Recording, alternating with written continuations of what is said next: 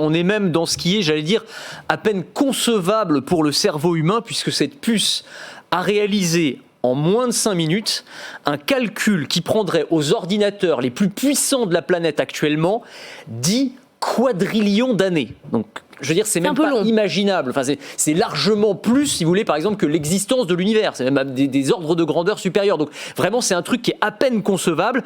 Et ça, c'est rendu possible, en fait, par les spécificités de l'informatique quantique. C'est un ordinateur qui, pour réaliser un calcul, ne va pas procéder de manière séquentielle comme un ordinateur classique. C'est-à-dire, je teste un chemin, puis un autre chemin, puis un autre chemin. Il va pouvoir prendre tous les chemins en même temps, en fait. Voilà. Donc, il va pouvoir tester plein de choses en parallèle en s'appuyant sur les principes de la mécanique quantique. C'est-à-dire que plutôt que d'avoir des bits classiques comme dans un ordinateur, donc des 0 et des 1. La grande performance de cette puce annoncée par Google, c'est qu'elle arrive à inverser le processus, c'est-à-dire que plus il y a de qubits, moins il y a d'erreurs. Donc c'est une performance extraordinaire qu'ils ont réalisée dans le domaine de l'informatique quantique. À quoi ça sert ?